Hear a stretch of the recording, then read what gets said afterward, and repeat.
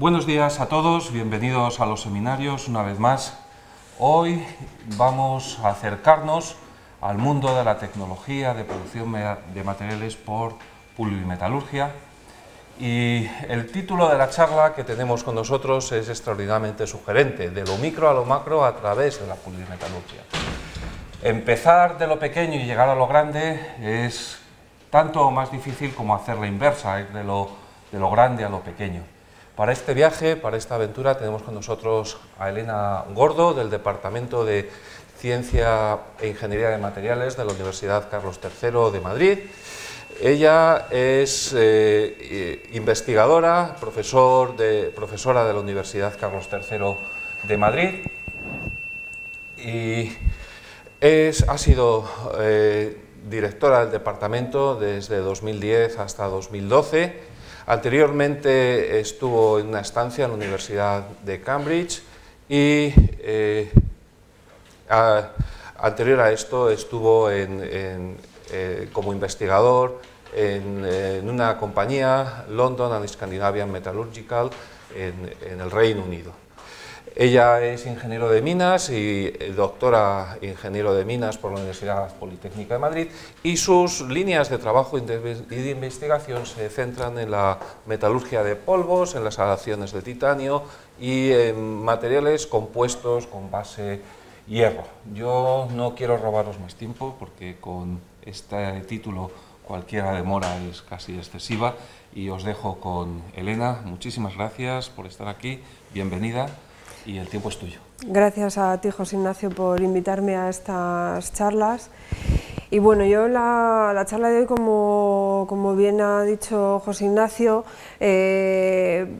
pues la he titulado de lo micro a lo macro a través de la tecnología de polvos, y trata de ser muy divulgativa. No voy a entrar en profundidades técnicas.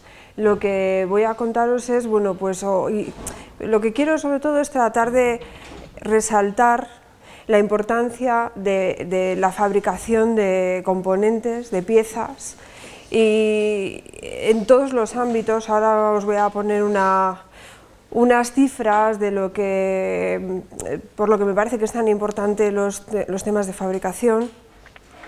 Y a continuación pues voy a entrar en una de estas tecnologías. De todas las posibles tecnologías de fabricación, vamos a centrarnos en una, que es la polimetalurgia o tecnología de polvos, que es en la que yo tengo más experiencia, y que, bueno, pues quiero sobre todo aquí en esta charla resaltar la cantidad de cosas que nos rodean, la cantidad de cosas que son cotidianas y que no sabemos cómo están hechas, y que están hechas a partir de polvos, ¿no? Entonces, bueno, pues para empezar quería mostraros estas cifras. Sobre la importancia de las tecnologías de fabricación en general. La fabricación es la fuerza motriz de la economía europea. Esto quiere decir que el 20% de todos los empleos de la Unión Europea tienen que ver con manufactura, con fabricación, y esto es más de 30 millones de personas.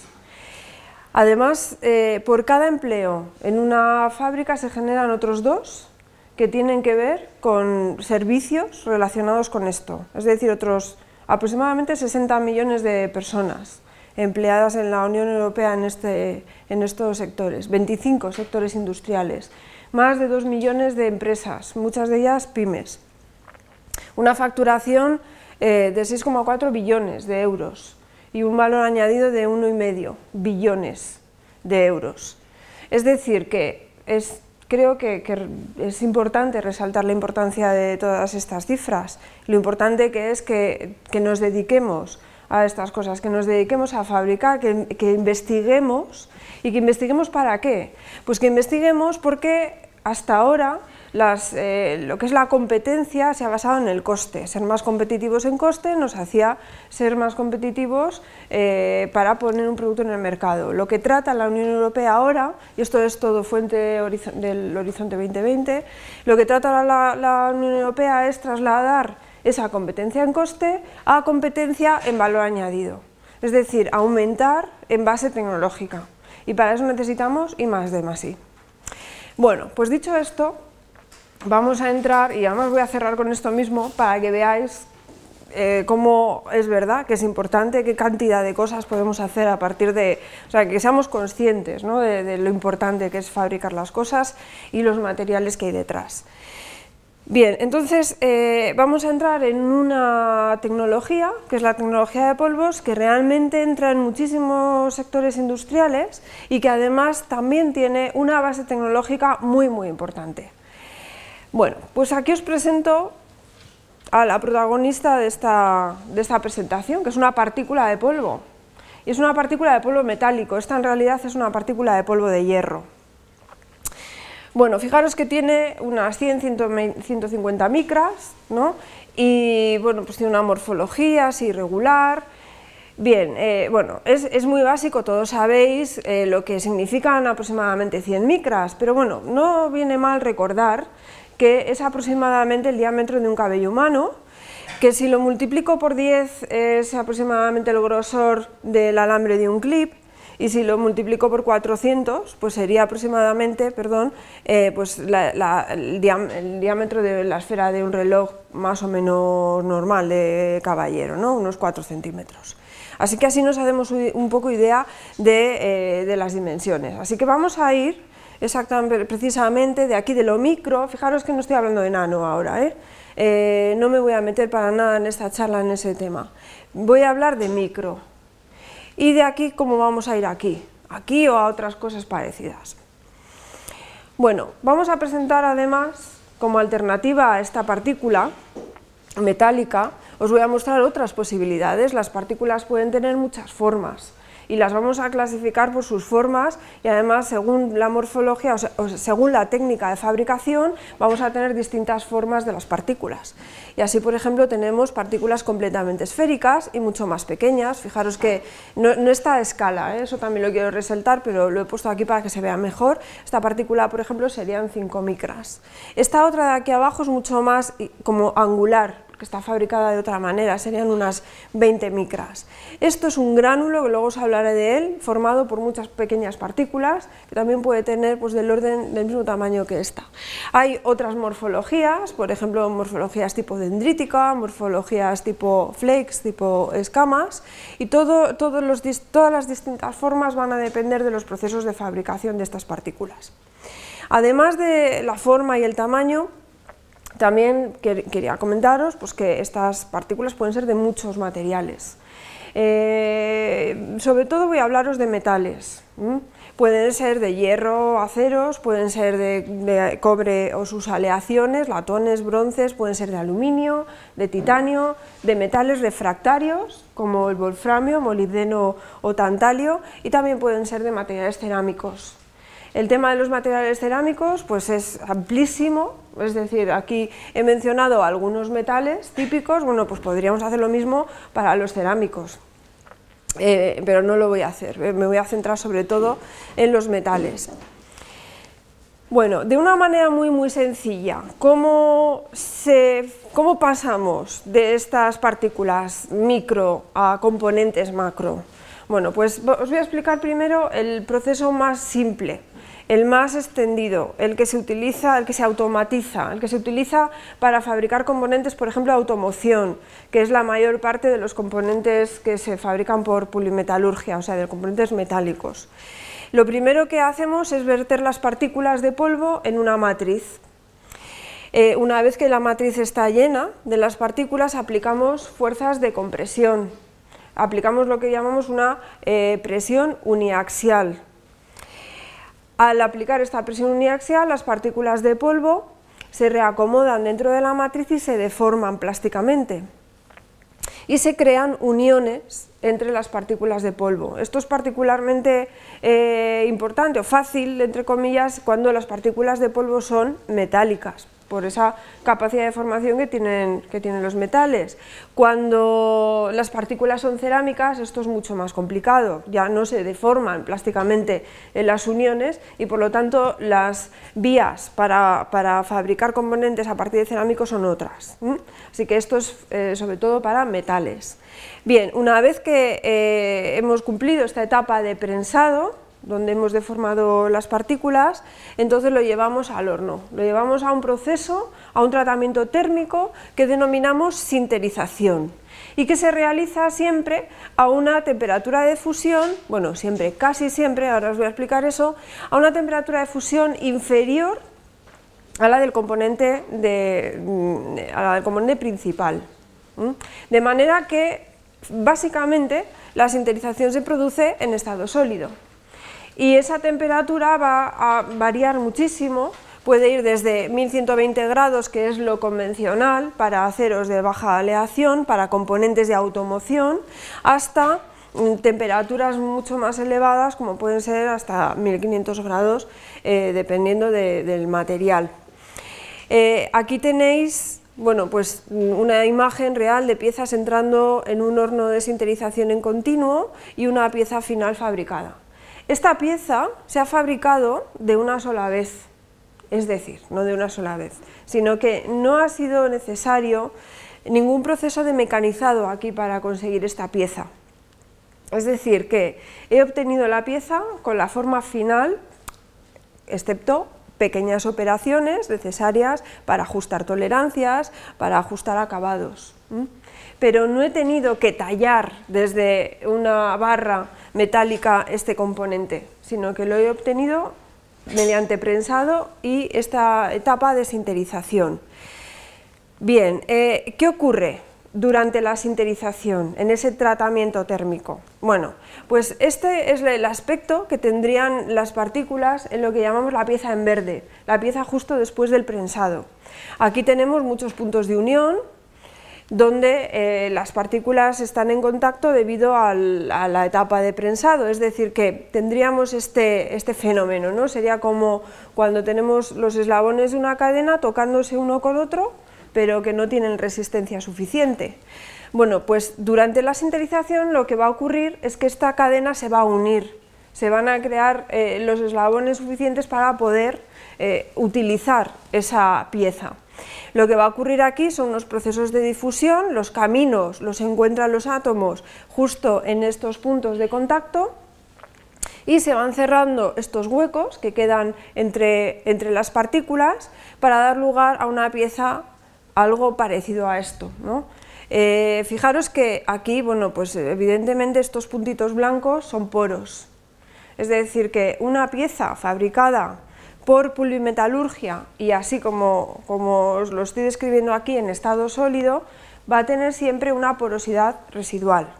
Y este es uno de los hándicaps de esta tecnología porque sus propiedades van a depender mucho de la cantidad de porosidad residual que quede en el material. Bueno, para entrar un poquito más, fijaros que esto sería un esquema donde simulamos qué es lo que está pasando en esos puntos de contacto, en esos cuellos de sinterización. Aquí tenemos las partículas de polvo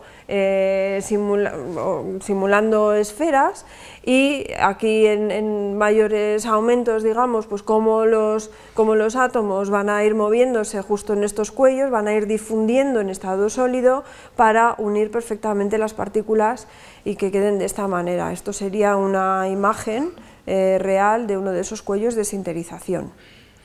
Bien. ¿Qué ocurre? ¿Qué más ocurre durante la sinterización? Fijaros que hemos dicho, bueno, pues que vamos a pasar de esta situación donde las partículas simplemente se están tocando unas a otra situación, perdón, en la que vamos a tener una porosidad residual, pero ya tenemos una pieza sólida con unas propiedades mecánicas suficientes para poder ser utilizadas en sus aplicaciones habituales. Bueno, pues para pasar de esta etapa a esta etapa, o debido a este paso, mejor dicho, lo que va a ocurrir es una contracción importante de las piezas. Esta contracción va a depender también mucho de los materiales, de si es un metal, de si es un cerámico y de cuál sea la densidad de esta pieza, de lo que es la pieza en verde. Fijaros, esta pieza más grande sería la pieza justo después del prensado y esto sería una pieza una vez que ya hemos sinterizado el material. La contracción es el resultado de esa eliminación de porosidad, de la reducción de los huecos que quedan entre las partículas. Así que cuanto mayor sea la densidad del compacto en verde, menor sea la reducción, y mayor será el control dimensional de nuestras piezas. Eso también lo tenemos que tener en cuenta. Los materiales cerámicos, como son materiales que no deforman plásticamente y que al final tenemos unas densidades en verde mucho menores en los materiales cerámicos que en los metálicos, pues esta contracción es mucho mayor. Bueno, esa porosidad que decíamos que queda residual y que condiciona las propiedades mecánicas de los materiales, pues decía que ocurre siempre cuando sobre todo el proceso es en estado sólido. Y es lo normal es que el proceso sea en estado sólido. Ahora bien, ¿es posible obtener densidades totales, densidades iguales a la teórica a través de la polimetalurgia? Pues sí, es posible. Lo que pasa es que hay que recurrir a lo que llamamos sinterización en fase líquida. En ese caso, si generamos una pequeña cantidad de fase líquida, como aparece aquí en este esquema, ¿no? Aquí la mezcla inicial contiene estas partículas de polvo que son más grandes, serían el material base. Estas otras partículas más oscuras serían unos aditivos que hemos utilizado para generar una fase líquida, es decir, estamos añadiendo algo de menor punto de fusión. Hay otras maneras de conseguir la fase líquida, pero básicamente nos imaginamos que hay una fase de menor punto de fusión que cuando sometemos a sinterización el material va a fundir. Va a empezar la fusión, esta fase líquida que se forma va a permitir el reagrupamiento de las partículas, el acomodo de las partículas unas con otras, las partículas van a deslizar entre sí y pueden ir cerrando esta porosidad. Incluso ocurren fenómenos de disolución, reprecipitación, es decir, las fases sólidas pueden disolverse parcialmente en la fase líquida, y la fase líquida luego reprecipita.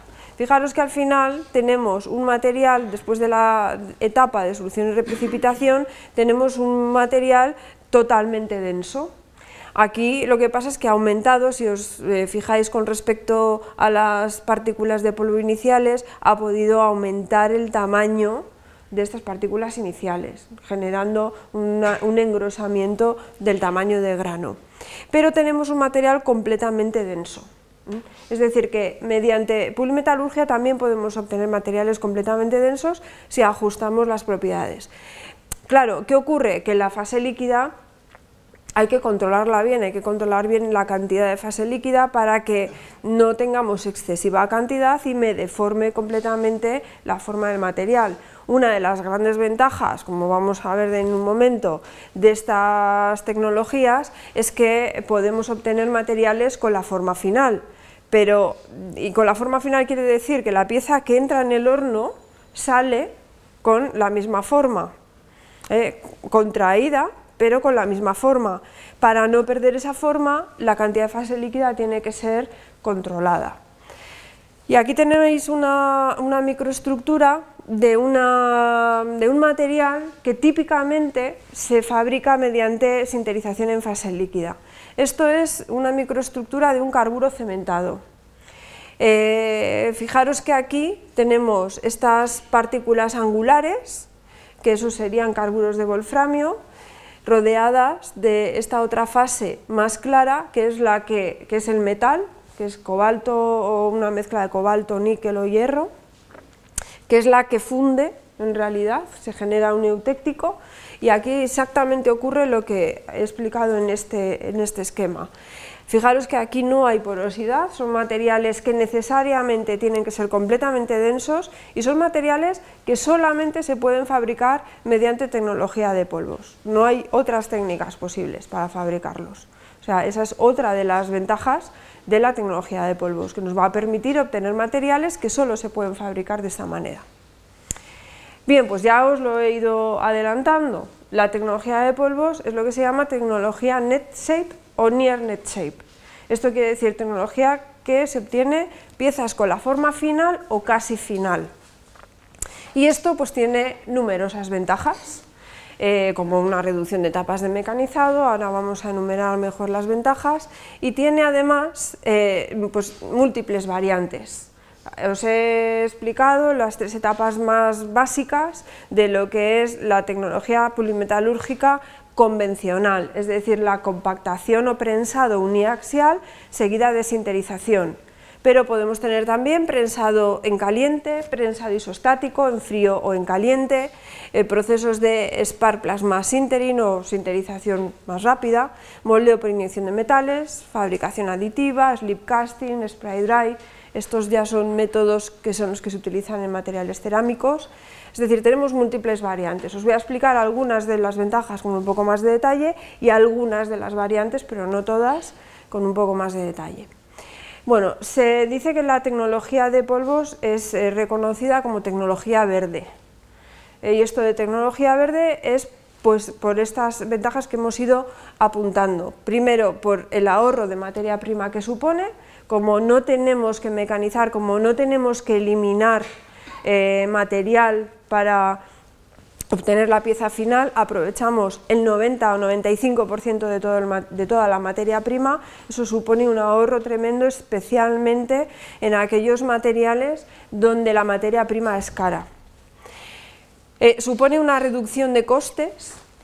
No solamente ahorramos materia prima por la reducción de mecanizado, sino que también supone una reducción de costes. Las etapas de mecanizado en la fabricación final de una pieza pueden suponer el 50% del coste total de una pieza. Ahorramos también en soldadura, en procesos de ensamblaje, ahorramos energía por todo ello, podemos tener tiempos de suministro menores, podemos fabricar nuevos materiales, como lo que os acaba, no es que los carburos cementados sean nuevos precisamente, pero sí nos sirven como ejemplo de los materiales que no se pueden fabricar por otras técnicas distintas de la polimetalurgia. Y no solo eso, sino que podemos obtener lo que se llama ahora microarquitecturas diferentes, es decir, podemos fabricar materiales porosos, laminados, materiales gradiente, de composición o en porosidad, etcétera, etcétera. Además, bueno, todo esto nos permite muchísima libertad de diseño.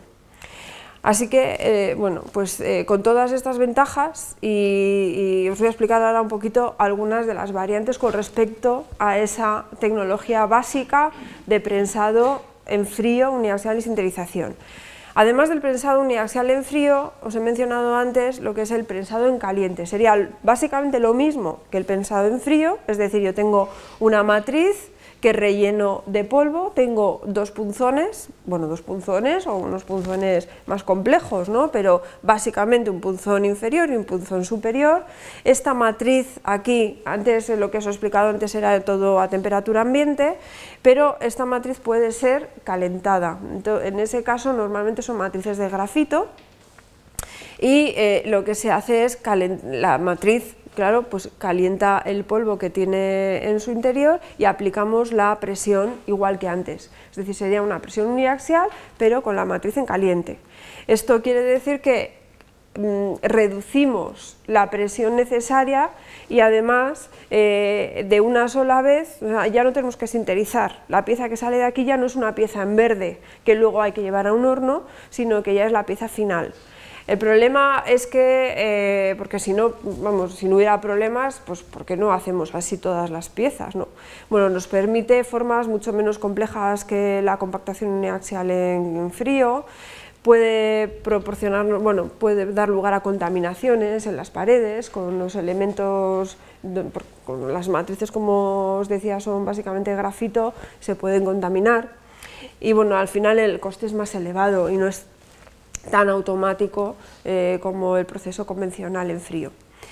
Pero para ciertos materiales en los que se requiere microestructuras especiales o temperaturas muy elevadas o que tienen muy baja compresibilidad a temperatura ambiente, son procesos muy interesantes.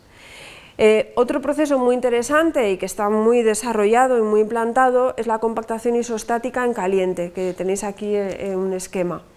Ahora ya no tenemos un solo eje en el que se aplica la presión, sino que tenemos presión aplicada en todas las direcciones, es decir, que el polvo lo introducimos en un contenedor, que va a ser un contenedor que se puede deformar, Cuando es compactación isostática en caliente, ese contenedor será metálico, y lo introducimos a su vez en una vasija de alta presión que vamos a rellenar con un gas. Aplicamos presión al gas y al aplicar presión al gas, el gas la transmite de forma homogénea isostática a ese molde que tenemos en el interior y obtenemos altas densidades. Las presiones que se pueden llegar a aplicar es pues, alrededor de 2000 bares y hasta 2000 grados centígrados, aunque no suele ser necesario alcanzar temperaturas tan elevadas para materiales corrientes. Me refiero pues, para aceros o aceros inoxidables o aceros rápidos, que es lo que típicamente se fabrica con estas técnicas, pues no es necesario llegar a temperaturas tan elevadas. El hecho de aplicar simultáneamente presión y temperatura hace que tanto las temperaturas de sinterización como la presión de trabajo no tengan que ser tan elevadas. Ahora bien, normalmente de estas prensas no se obtiene el material con la forma final, sí se obtiene casi final a veces. Si el diseño del contenedor es adecuado, podemos obtener piezas ya casi acabadas para terminar el mecanizado. Bien, prensas de este tipo las hay ahora de este tamaño. Fijaros aquí la escala de esta persona que está aquí subida, y esto sería el contenedor, la vasija de alta presión. Se pueden obtener lingotes de diámetros casi 2 metros. Así que estamos hablando de una tecnología, la verdad que poderosa, ¿no? Que es decir, que no es para cositas pequeñas, que podemos obtener grandes lingotes a partir de los cuales poder fabricar o poder mecanizar cosas, ¿eh? O sea, lo que pasa que aquí ya tenemos que introducir otras etapas. Bueno, tenemos también otra de las tecnologías muy importantes y que ha ganado en los últimos años pues, muchísima producción, es la tecnología de moldeo por inyección de metales. Y en este caso nos ayudamos de un polímero como portador de las partículas de polvo. La tecnología es similar a la que se utiliza para moldeo por inyección de plásticos, pero lo que pasa es que aquí el polímero está cargado con una cantidad muy elevada de sólidos metálicos o cerámicos, que son los del material de la pieza que queremos obtener. Esa cantidad de sólidos puede ser hasta el 60%, y lo que se hace es pues, una mezcla, un granulado para obtener el feedstock, es decir, el componente que alimenta la máquina de inyección. Estos polímeros tienen que ser, claro, termoplásticos para poderse fundir aquí, y el material se inyecta dentro de un molde que puede ser bastante complejo, para al final llevarlo. Bueno, aquí ya necesitamos 2 etapas para obtener la pieza final. Necesitamos una primera etapa, que es la eliminación del ligante, la eliminación de ese polímero que ha sido el portador de las partículas cerámicas o metálicas, y aquí obtenemos lo que llamamos la pieza en marrón, y de la pieza en marrón pasa al horno de sinterización para ya alcanzar las propiedades finales adecuadas. Normalmente esta tecnología tiene algo muy interesante, que es que podemos utilizar polvos de tamaño muy fino.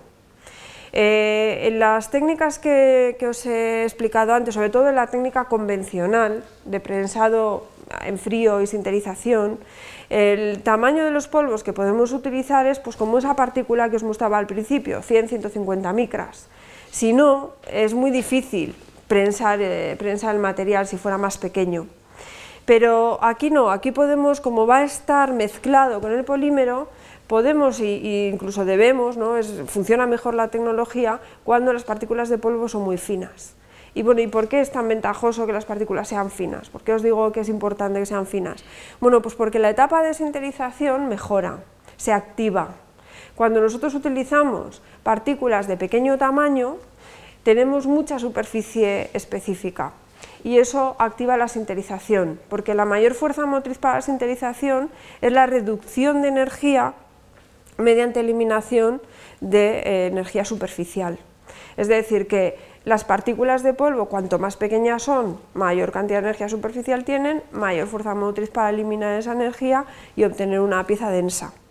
Así que podemos obtener materiales, según bajamos el tamaño de partícula, podemos obtener materiales a menor temperatura.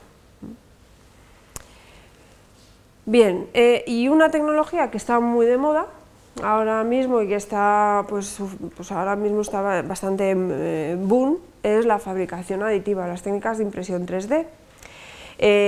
Hay muchas técnicas en este sentido, pero en metales, si hablamos de metales, normalmente requerimos una fuente de alta energía, que normalmente es un láser. Y hay de todas formas muchas técnicas. Aquí os he puesto dos posibles, ¿no? La más común sería esta de arriba para metales, no estoy hablando de plásticos, bueno, no estoy hablando de plásticos.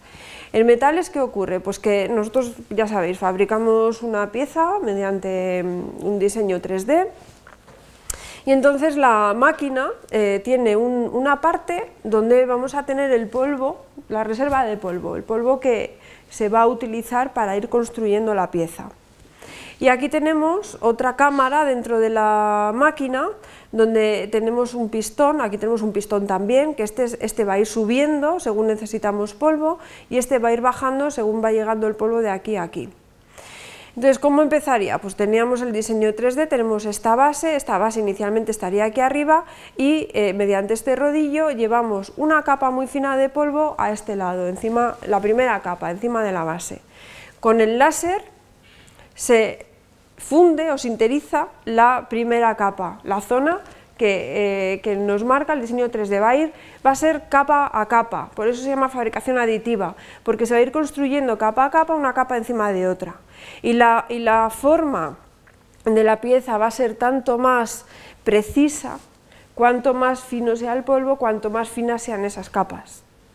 Bien, pues entonces, como os decía, se construye la primera capa y este pistón va bajando para que este polvo este rodillo nos traiga la siguiente capa, el láser nos construye la siguiente capa encima de la primera y así sucesivamente. Aquí lo podéis ver, ¿no? Como tendríamos las capas que ya están sinterizadas y polvo suelto, porque habrá zonas donde no queremos que el material se funda ni forme parte de la pieza. Esto sería una de las tecnologías, es decir, a veces se llama también sinterización directa por láser.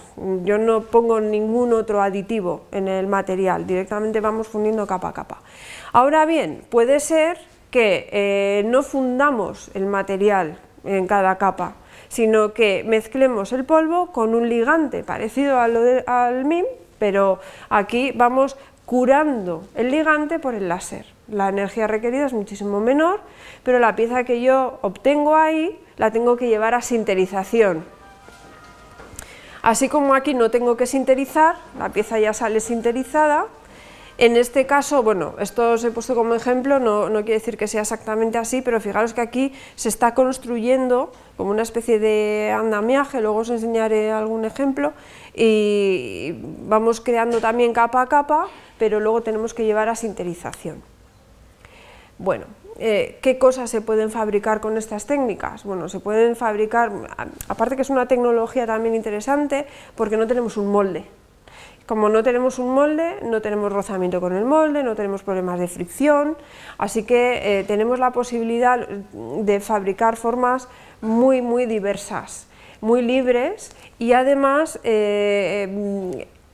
tenemos la posibilidad de aligerar muchísimo el peso y de fabricar piezas completamente a medida.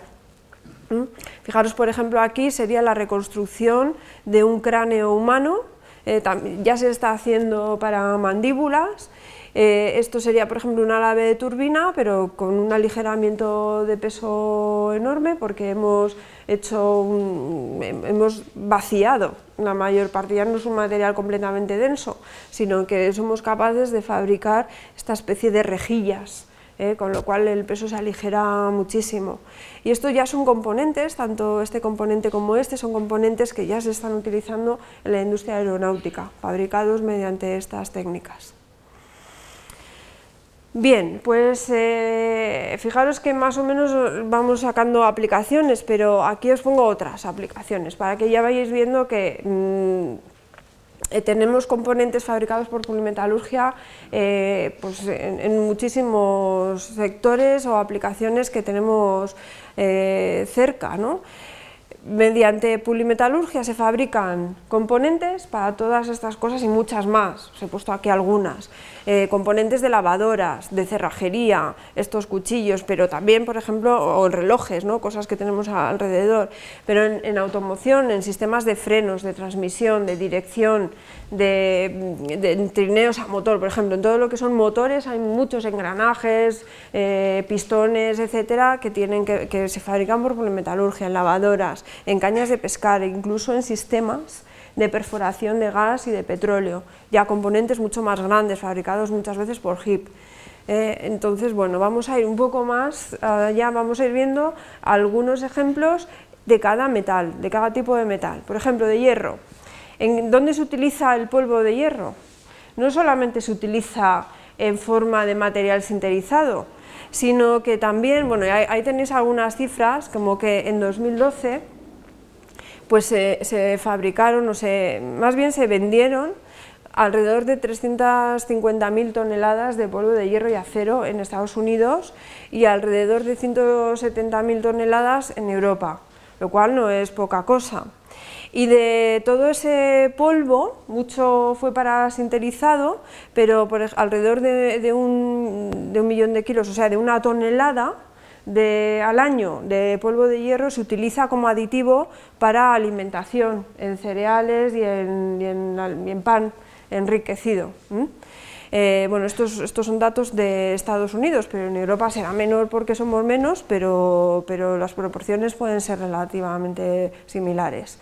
Se utilizan también en cosas como portadores de tóner, en fotocopiadoras o en impresoras, ¿no? La partícula de polvo al final es polvo puro, al final es magnética y es la que lleva alrededor pegadas las partículas del tóner y bueno, pues bueno, pues es atraída la partícula hacia la zona, bueno, son, claro, fotocopiadoras electrostáticas, ¿no? Y bueno, pues permiten recoger ese tóner y dejar la partícula libre, son las portadoras de esas partículas. O por ejemplo los calentadores de manos, que se utilizan pues para ir al campo, para montañismo, pues también están fabricados con polvo de hierro, mezclados con otros componentes que generan una reacción exotérmica, que es la que permite generar ese calor y puede durar el calor hasta pues, aproximadamente entre 1 y 10 horas. ¿No? Esto es en forma de polvo, sin sinterizar, pero en forma de polvo sinterizado, pues aquí tenéis que pues un vehículo medio tiene alrededor de 20 kilos de piezas de piezas de acero fabricadas por Polimetalurgia, todo tipo de componentes en los distintos sectores, en los distintos sistemas, no solo del motor, sino en puertas, en sistemas de accionamiento, pues no sé, de los airbags. Hay muchas pequeñas piezas que están fabricadas por Polimetalurgia. Aquí tenéis anillos de ABS, por ejemplo, y estos son bielas, y hay alrededor de 850 millones de bielas polimetalúrgicas fabricadas entre Estados Unidos, Europa y Japón, para que no son números pequeños, ¿no? Bien, si nos vamos al aluminio, por ejemplo, el aluminio en forma de polvo se utiliza para pigmentos, para componentes químicos que utilizamos todos los días, como desodorantes, hay muchos desodorantes que llevan polvo de aluminio, para combustible sólido, en propulsores de cohetes. En metalurgia, bueno, pues ya sabemos, elementos de aleación como reductores, también es una fuente de calor mediante reacciones exotérmicas, por ejemplo con el hierro, o explosivos en minería y defensa o pirotecnia. Pero en forma de componentes sinterizados, ¿dónde se utilizan? Es verdad que el aluminio sinterizado se utiliza menos que el hierro sinterizado o el acero sinterizado. Los componentes férreos son la mayor producción de componentes polimetalúrgicos, pero aún así también se utilizan. Por ejemplo, bueno, aquí tenéis un ejemplo de espumas, pero aquí arriba tenéis componentes de automoción. Esta imagen de aquí son todos componentes de automoción. Estos son tapas de levas, sistemas de distribución variable de válvulas. Aquí tenéis otros componentes que no son de automoción. Estos son, por ejemplo, bielas pequeñitas para motores pequeños. Estos son, por ejemplo, palancas para maquinaria de jardinería o componentes hidráulicos de muchos tipos. El cobre y sus aleaciones, pues el polvo de cobre también se utiliza como pigmentos metálicos o, por ejemplo, para pinturas antisuciedad para los cascos de los barcos, pero en componentes sinterizados pues se utiliza en piezas de cerrajería, en cojinetes autolubricados o en filtros. En cojinetes autolubricados son unos cojinetes donde son porosos y están impregnados con un lubricante. Cuando el cojinete está en operación y se calienta, ese lubricante sale de los poros y lubrica, y luego vuelve a penetrar por capilaridad una vez que se ha parado la operación y que ha enfriado el componente. En componentes cerámicos, bueno, no me he entretenido a detallar todos los posibles cerámicos porque entonces sería imposible, pero aquí tenéis algunos ejemplos, desde simples tazas o vajillas, componentes que utilizamos a diario, bujías, por ejemplo, en la zona cerámica de las bujías de los coches, componentes electrónicos, incluso brackets para ortodoncia o muchos otros componentes que se están utilizando ya como en aplicaciones biomédicas, o como aisladores para altas temperaturas, componentes de hornos, tubos, varillas de termopares, etc. Hemos hablado de metales, hemos hablado de cerámicos, tenemos también componentes metalcerámicos. Los componentes metalcerámicos más importantes, herramientas de corte, por ejemplo, de corte y conformado, hemos hablado antes de los carburos cementados, aquí tenéis, por ejemplo, plaquitas de corte, aquí tenéis brocas.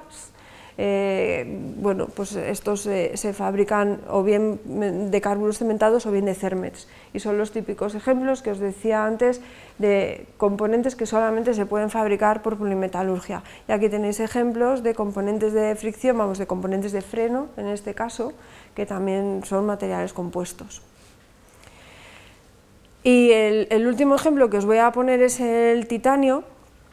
Y os voy a desarrollar un poquito más el tema del titanio porque es un campo en el que estamos ahora trabajando en mi grupo de investigación.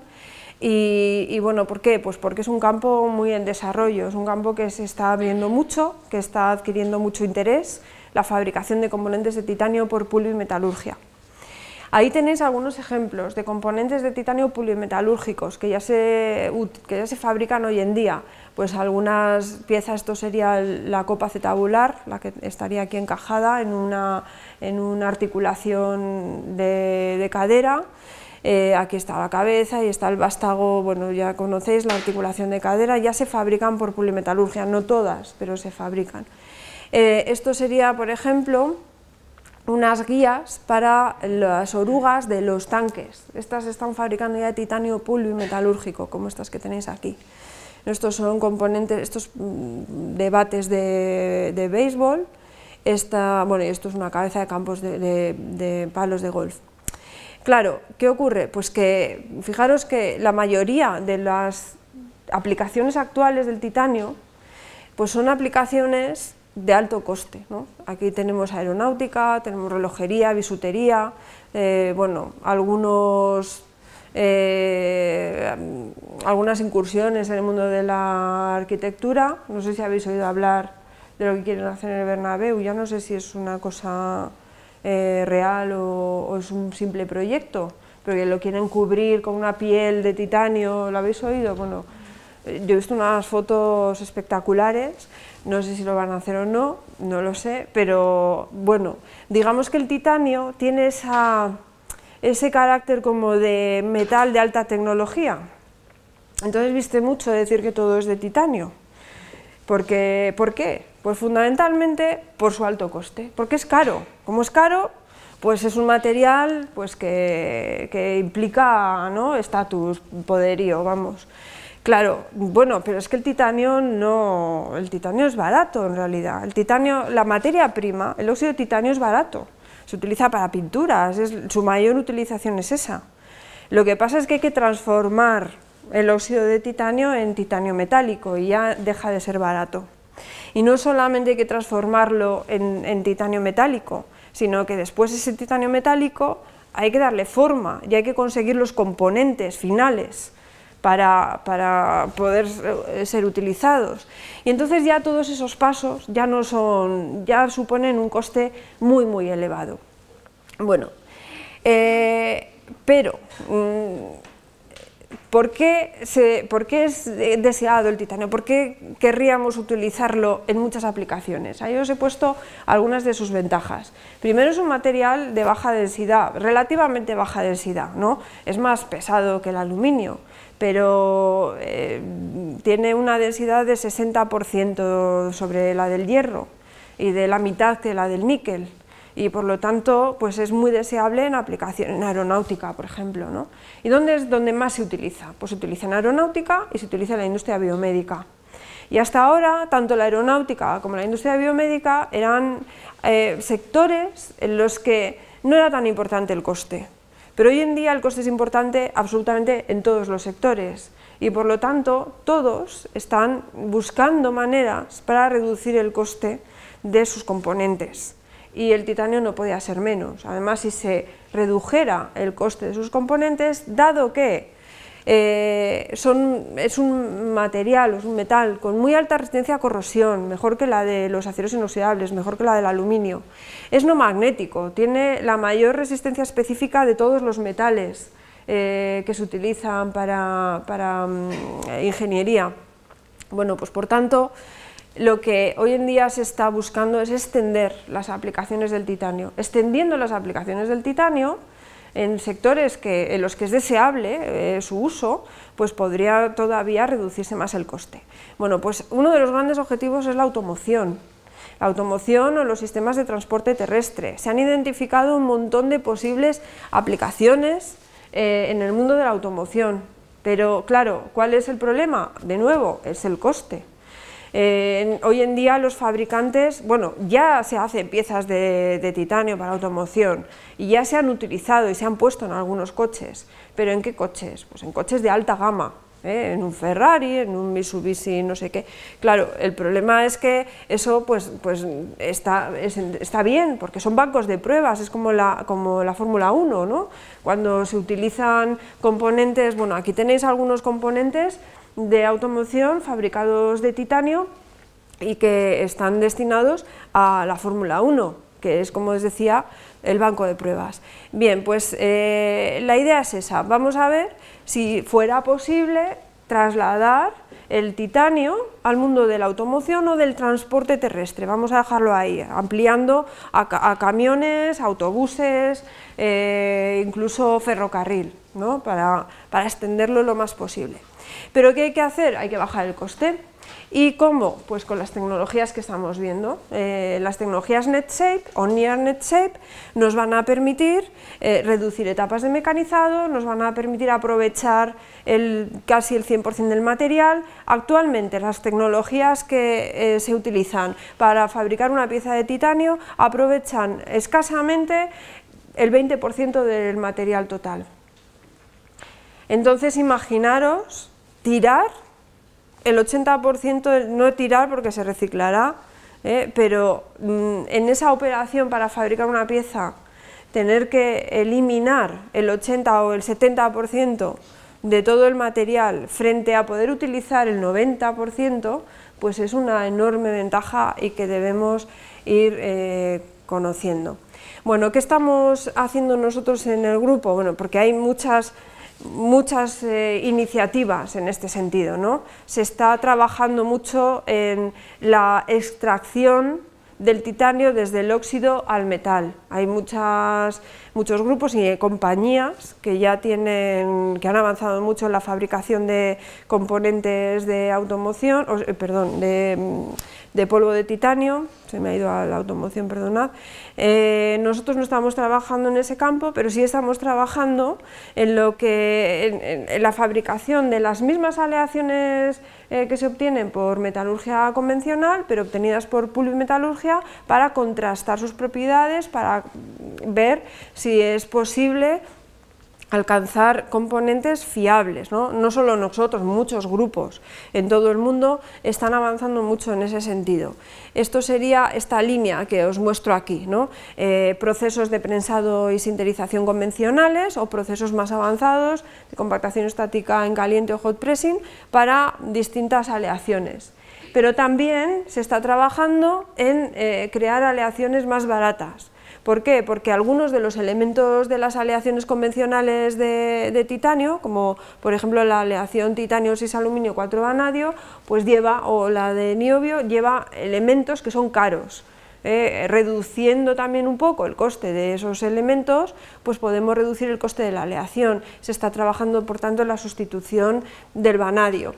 Se está trabajando también en otras cosas como la adición de partículas cerámicas para mejorar la resistencia al desgaste del titanio, que no es muy elevada, y también en lo que esto sí que es más centrado en nuestro grupo, en colaboración con un grupo del Instituto de Cerámica y Vidrio. Estamos trabajando en el uso de técnicas de procesamiento coloidal para la fabricación de componentes de titanio. La idea es utilizar partículas muy finas para reducir temperaturas de sinterización, como ya os he apuntado antes. Pero antes de comentaros eso, y ya estoy acabando, solamente quería mostraros, pues en lo que es el diseño de aleaciones, hemos trabajado en la sustitución de vanadio por hierro.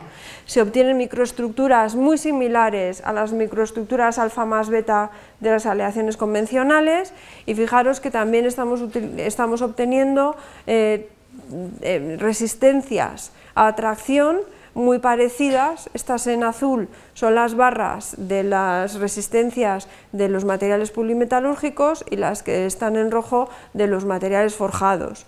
¿Esto qué quiere decir? Pues que estamos consiguiendo titanio elemental de la misma calidad, que estamos consiguiendo titanio 6,4 de una calidad muy similar, porque este de arriba es endurecido, o sea que este y este serían equivalentes, y con hierro también calidades muy parecidas.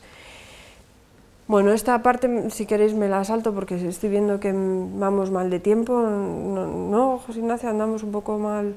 Bueno, entonces en 5 minutos termino.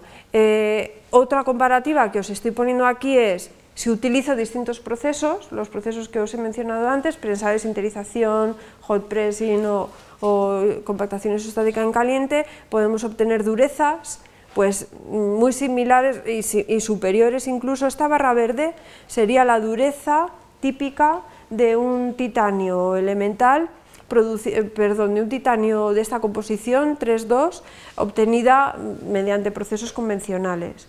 Y para una proporción de oxígeno equivalente en todos los casos, pues fijaros que hemos podido obtener valores de dureza bastante más elevados. ¿Debido a qué? Pues debido a microestructuras más finas y muy homogéneas.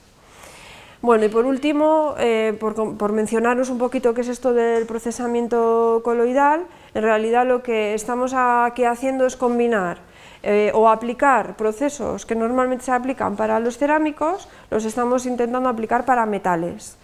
Y esto en principio no es sencillo porque tenemos que fabricar suspensiones acuosas. Claro, los cerámicos son estables, pero los metales no tanto y se oxidan.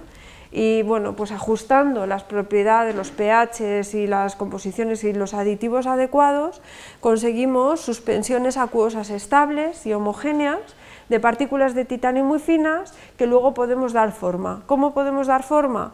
Pues por un lado mediante procesos similares a los cerámicos, slip casting básicamente, o mediante pulverización por spray dry, pulverizo la suspensión y luego los aglomerados que obtengo los proceso por prensado y sinterización convencionales. Os voy a mostrar un poquito esta vía de aquí y, bueno, y comentaros solamente que estos trabajos los hemos hecho con titanio elemental, pero también con titanio con partículas, de manera que las partículas están destinadas a controlar la microestructura. Fijaros que esto sería un aglomerado de partículas que la máxima son 10 micras, obtenido por spray dry de una suspensión. Estos aglomerados de partículas, como son más grandes, fijaros que esta es la escala de 20 micras, los podemos prensar sin problema. Una partícula de 10 micras no la puedo prensar, y menos esférica, pero estos aglomerados son fácilmente prensables. Y tras la sinterización obtenemos pues microestructuras como estas. Esta de arriba es una microestructura como si yo prensara partículas de 45 micras sin hacerles nada, es decir, polvo de 45 micras, lo procesamos en estas condiciones de 1100 grados y 30 minutos, y obtenemos una microestructura pues, con mucha porosidad, con granos relativamente grandes, pero mediante el proceso de aglomerado y sinterización en las mismas condiciones conseguimos microestructuras más finas, con la porosidad más controlada y llegamos a tener hasta un 95% de la densidad teórica. Es decir que con esas técnicas pues hemos conseguido reducir muchísimo la temperatura de sinterización. Un material de titanio, un titanio convencional, no podemos bajar de 1250 a 1300 grados para poder tener una densidad de este tipo, pero al reducir tanto el tamaño de partícula obtenemos esas densidades a unas temperaturas muchísimo más bajas y con un menor tamaño de grano. ¿Y cómo quedarían las partículas cerámicas dispersas? Pues así, ¿no? Con la misma técnica nosotros podemos dispersar perfectamente partículas cerámicas en el material y con eso conseguimos de nuevo, aquí arriba tenéis el material con menor tamaño de grano, y con menor porosidad que antes de añadirle la alúmina, porque esta alúmina lo que ha hecho ha sido un control del tamaño de grano. Bueno, y por último, que con estas técnicas coloidales nos están abriendo un montón de posibilidades. Podemos diseñar porosidad a medida, podemos crear gradientes de composiciones, podemos hacer materiales laminados o andamiajes de este tipo por la técnica que se llama robocasting. Y bueno, pues estos también son unos andamiajes que nos han fabricado en la Universidad de Extremadura y que nosotros hemos sinterizado en nuestros laboratorios. Y ya por último vuelvo, como os decía antes, a la transparencia con la que había empezado, otra vez redundando en esto de la importancia de los procesos de fabricación, de conocer los procesos, de saber que al final, bueno, pues cuántas de las cosas que tenemos alrededor sabemos cómo se hacen. Seguramente yo, ¿qué espero de esta charla? Pues que os hayáis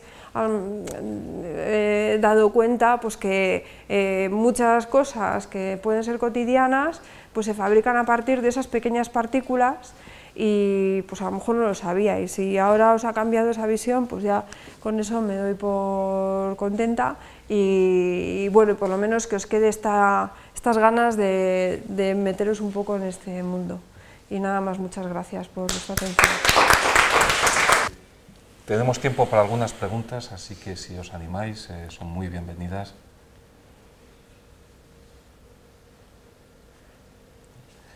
Yo sí que tenía una pregunta, así, mientras tanto a ver si se anima alguien. Es, cuando haces el sinterizado en fase líquida, no me ha quedado completamente claro el material que estás usando para la fase líquida. ¿Tiene que ser una segunda fase? ¿Puede ser una modificación de la primera? No tiene por qué ser una segunda fase, es decir, nosotros podemos diseñar la aleación de manera que la temperatura de sinterización sea super sólidos. Es decir, que tomando el diagrama de fases calentemos hasta una temperatura por encima de la línea de sólidos y que obtengamos la cantidad de fase líquida simplemente porque entramos en la región sólido más líquido. Eso es decir, que hay varias posibilidades. Una es añadir un material de menor punto de fusión que la fase principal. Eso puede tener algunas desventajas porque me puede aportar pues, componentes que me puedan reducir las propiedades mecánicas del producto final si no difunden en la fase, digamos, principal. Puede difundir y que no haya ningún problema, pero la otra posibilidad es no añadir una segunda fase, sino hacer este diseño de calentar hasta por encima de la temperatura de Solidus, si esta no es demasiado elevada, que es como se fabrican, por ejemplo, los aceros rápidos. Y simplemente controlando la temperatura estás controlando la cantidad de fase líquida. Eso es. Conociendo bien el diagrama de fases, que no siempre es fácil porque son multicomponente y por tanto muy complejos, pero sí podemos controlar bastante bien la cantidad de fase. Estupendo. Muchas gracias. ¿Se anima alguien? ¿Cómo obtenés el polvo? ¿Y no es caro la obtención del polvo? ¿De cuál? El polvo base. Bueno, sí, del titanio, del hierro, vamos, los distintos... Claro, de eso no he hablado. Hay muchas técnicas de fabricación de polvo.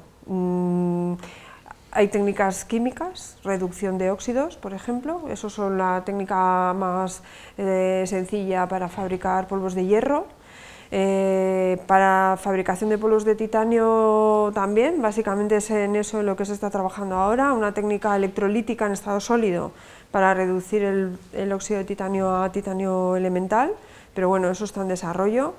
Existen procesos de atomización, es decir, que yo parto del metal, que lo fundo en un horno, bueno, lo conoces perfectamente, lo fundimos en el horno y luego ese metal fundido lo dejamos caer por el fondo de la vasija del crisol donde se ha fundido, que por cierto ahí añadimos los elementos de aleación que queramos y lo pulverizamos con un gas o con agua para obtener las partículas. O por molina mecánica, o por electrolisis, es decir, hay distintas técnicas. Son muy caros también, entonces los procedimientos de obtención del polvo, ¿no? Pueden ser caros, pero la mayoría están ya suficientemente desarrollados como para que son bastante... Es decir, en el conjunto, si tomamos desde la fabricación del polvo hasta el componente final, el conjunto total suele ser una tecnología de menor coste que si no partimos de polvo. Es decir, igual la fabricación del polvo en sí puede ser relativamente cara, pero también depende de las técnicas. Las técnicas de reducción de óxidos y demás están tan establecidas que, y si la materia prima es buena, materia prima me refiero al mineral, si parto de un mineral bueno, concentrado, pues la técnica es perfectamente viable y con un coste muy asumible. Especialmente polvos de hierro y acero son muy asumibles. Marcela, por supuesto. Gracias, Elena, por tu charla didáctica. Que has mencionado al final una técnica que se llama robocasting, no sé si está familiarizada con ella, era por si nos podías contar así. Sí, muy breve. Estoy familiarizada desde muy reciente, porque en realidad ahí partimos de lo que llaman tintas, que en realidad es una suspensión donde hay un medio que contiene los polvos también, tienen que ser polvos finos, y con estas tintas o suspensiones lo que vamos haciendo es construyendo esta especie de andamiajes que os he puesto en el... Pero bueno, no tienen por qué ser solo esos andamiajes, sino pueden ser otro tipo de formas. Podemos ir generando, parecido a la manufactura aditiva, es decir, por capas, podemos ir generando estas formas, las vamos aplicando con una máquina automatizada que sigue un diseño también por CAD, y se seca el componente, es decir, se van depositando, se seca el componente y luego se sinteriza. Se sinteriza para eliminar, bueno, se sintetiza para sinterizarlo y eliminar en el mismo proceso el ligante, que suele llevar muy pequeña cantidad. Bueno, yo creo que lo vamos a dejar aquí. Muchísimas gracias de nuevo, Gracias Elena. a vosotros. Y bueno, esta es tu casa y cuando quieras estás invitada a volver. Gracias.